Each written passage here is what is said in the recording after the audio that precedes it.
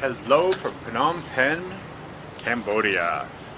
We went through quite a process in order to get here. It wasn't quite as clear as we thought it would be, and it seemed that no matter what we did when it came to searching on YouTube, were we able to find the right information. And we kind of got a few surprises. Yes. Yeah. It was A little bit stressful. Yeah. Yeah. Oh, my God. And we're shooting this in 360, of course, so feel free to look around and see the sights. Maybe you're not considering coming, but you want to watch and just take it all in. That's cool too. But if you are considering and coming here, you should understand what you're walking yourself into.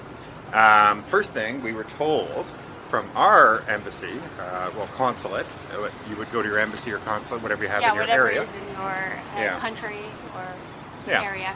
And so we were told $125 Canadian, that'll change depending where you live, per person for the visa.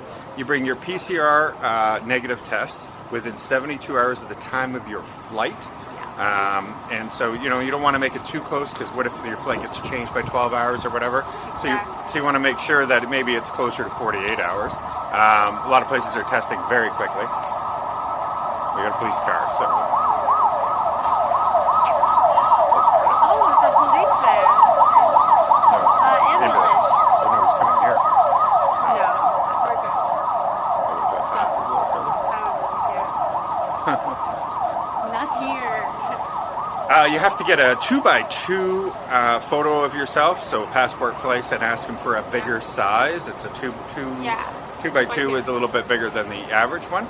And what else did we need? I think, and just a visa form that was filled in. Yeah, we had to print out the form and fill it out That's properly. Right. And then you also had to have insurance, and it says $50,000 US with COVID-19 insurance. Minimum, right? Minimum, correct. Yeah. And so we ended up getting a $60,000 one. It cost a lot more money than we imagined. It was fancy. Okay? Yeah, I guess so. What we had. And so what we didn't know, and it came as a surprise, is we got all that together. We showed up on time just before our flight. In our case, our flight was in the morning, so they let us show up late in the afternoon the previous day. And the reason is they want you to go directly from when they've approved you to the airport, so you're not hanging around other people and putting yourself in risk. And so when we went to the embassy, we handed in all the paperwork. He looked over our insurance. We had no problems. He signed it all off. And then he told us, do you guys have any questions? And we couldn't think of any at first, because we had watched some YouTube videos that we did find. Exactly. And nobody had mentioned anything about the mandatory quarantine. And so he said, okay, just, after your 2-week quarantine, Yeah, he casually throws it out there because he thinks we already know. And so that caught us off guard, and we're like, oh, okay. Once we leave this embassy, we're going to have to be Googling a lot of things. Yeah, so we didn't look foolish. And in the end, we couldn't find good information. On some of them, it said voluntary after 2 days of mandatory. And other ones said no quarantine at all, but there were different dates. So I said, okay, screw it, bit the billet. I emailed him and said, can you explain this a little bit better? And he said, no, it's mandatory. You're going to be taken from the airport. You're going to be put in a mandatory for 14 nights, 15 days, and then you'll be fine. You'll get tested on the 13th day and the time that you land as well. Okay. And then I'm like, okay, wait a minute. Does that include, like, the hotel? Like, is there an amount of money? Yeah. So I emailed him again, and he's like, oh, yeah. Didn't I mention this? You have to bring $2,000 USD per person, cash or credit card, and pay when you land. Yeah.